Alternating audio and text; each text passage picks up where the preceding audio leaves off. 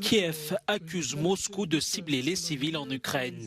Le président ukrainien Volodymyr Zelensky a demandé mardi au Conseil de sécurité de l'ONU d'envoyer une commission d'enquête en Ukraine.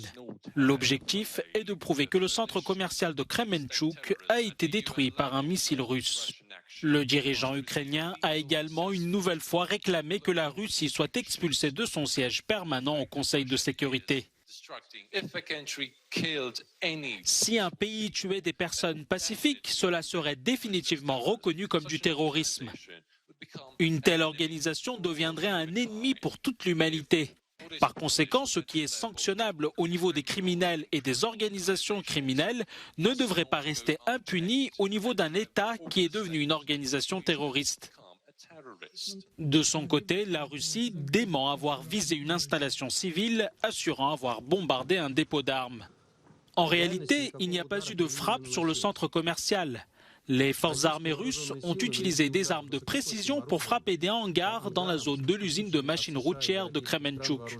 Ces bâtiments contenaient des armes et des munitions occidentales provenant des États-Unis et des pays européens.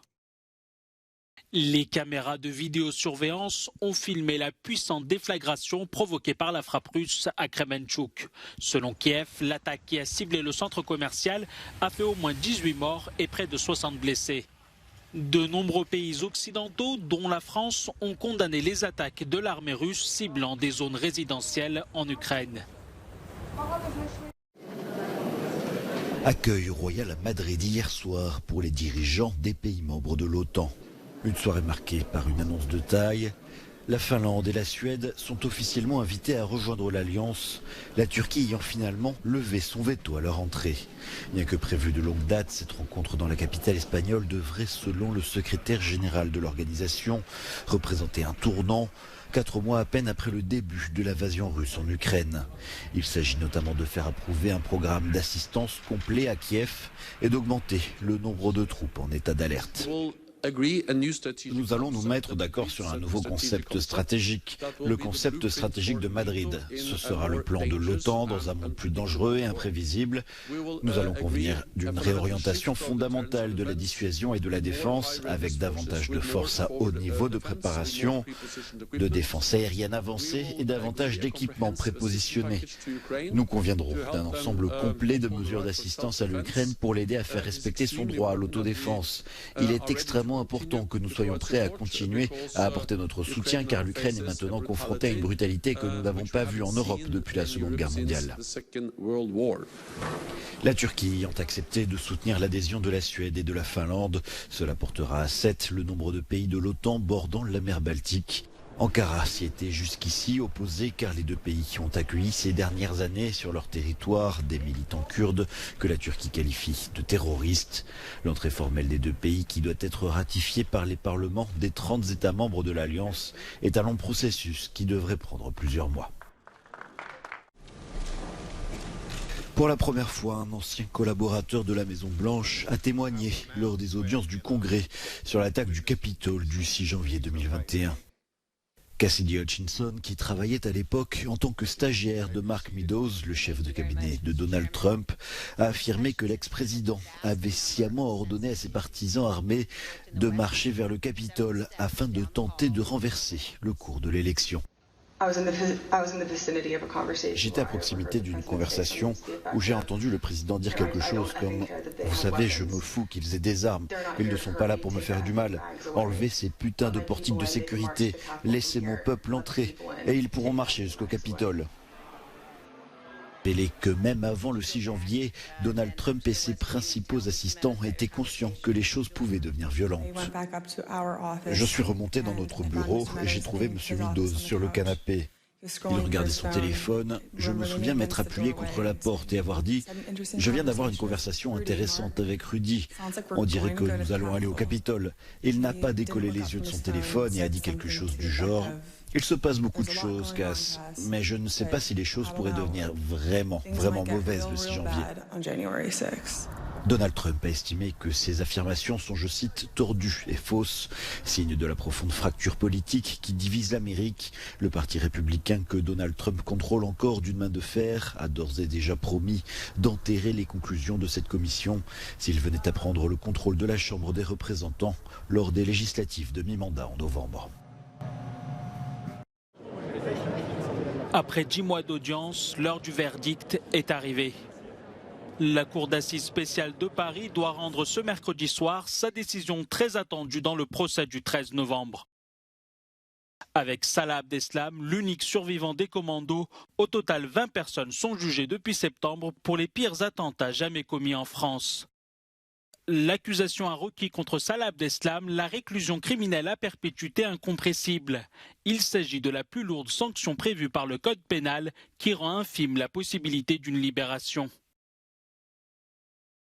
Au cours de son procès, Salah Abdeslam a expliqué avoir renoncé à actionner sa ceinture explosive dans un bar du 18e arrondissement de Paris.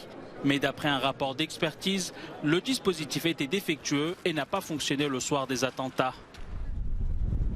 Ces attaques qui ont traumatisé tout un pays ont fait 130 morts et des centaines de blessés.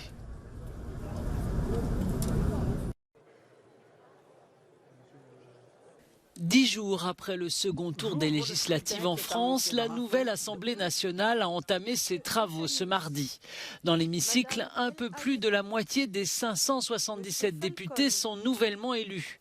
Cette première séance a permis de nommer Yaël Braun-Pivet à la présidence de l'Assemblée. Elle était la grande favorite pour le poste. Yaël Braun-Pivet, c'est une femme engagée avec un parcours éclair en politique entamé il y a 5 ans aux côtés d'Emmanuel Macron. L'ancienne avocate pénaliste socialiste devient députée En Marche en 2017 et est choisie pour présider la commission des lois jusqu'en 2022. Malgré des débuts poussifs durant l'affaire Benalla, lorsque l'opposition l'accuse de protéger l'Élysée, elle a su se faire des alliés, devenant une figure incontournable du Palais Bourbon. Après la dernière présidentielle, elle est nommée au ministère des Outre-mer, où elle ne sera restée qu'1 mois et 5 jours. À 51 ans, cette mère de 5 enfants devient aujourd'hui la première femme dans l'histoire de France au perchoir. Malgré l'opposition de Londres, la première ministre écossaise s'accroche. Elle veut un nouveau référendum sur l'indépendance de son pays, du Royaume-Uni. Au sein du Parlement d'Édimbourg ce mardi, Nicola Sturgeon a même donné la date à laquelle il devrait, selon elle, se tenir.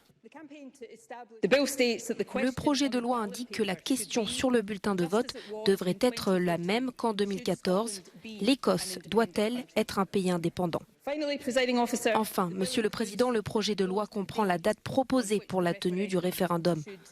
Conformément au mandat du gouvernement, il s'agit d'une date au cours de la première moitié de cette législature. Monsieur le Président, je peux annoncer que le gouvernement écossais propose que le référendum sur l'indépendance se tienne le 19 octobre 2023. Pour Boris Johnson, un tel référendum ne peut se produire qu'une fois par génération. Consulté sur le sujet en 2014, 55% des votants écossais avaient souhaité rester dans le Royaume-Uni. La chef du gouvernement et son parti nationaliste estiment toutefois que le Brexit a changé la situation, 62% d'Écossais s'y étant opposés en 2016. Réunis à Lisbonne, au chevet des océans, une quarantaine de chefs de gouvernement et ministres ont mis en avant ce mardi la nécessité d'agir pour protéger l'immensité bleue et ses écosystèmes marins. Avant d'appeler à des actions concrètes, l'ancien secrétaire d'État américain, John Kerry, a averti qu'une crise ne devait pas faire taire une autre. Bien que les actions de la Russie en Ukraine soient répréhensibles, nous ne pouvons pas laisser la situation faire obstacle au travail que nous faisons cette semaine et à celui que nous devons continuer à faire. L'environnement et le climat ne s'arrêtent pas soudainement à cause d'une invasion. Un sentiment d'urgence et des questions indispensables alors que les océans produisent près de 50% de nos besoins en oxygène. La haute mer est de plus en plus menacée par la surpêche, le changement climatique et la pollution. C'est pourquoi nous devons rapidement conclure un traité solide pour la gouvernance de la haute mer basé sur la recherche et la science. Lors de ce deuxième jour de conférence organisée par l'ONU, la lutte contre la pollution plastique ou encore la conservation et l'utilisation durable de la biodiversité marine ont été mis en avant. Conscients qu'il est très difficile de parvenir à un accord global, les représentants des différents pays présents ici à la conférence sur les océans appellent les gouvernements à commencer à prendre des mesures urgentes pour sauver les océans. Sérgio Ferreira de Almeida, em Lisboa, Portugal, para a Euronews.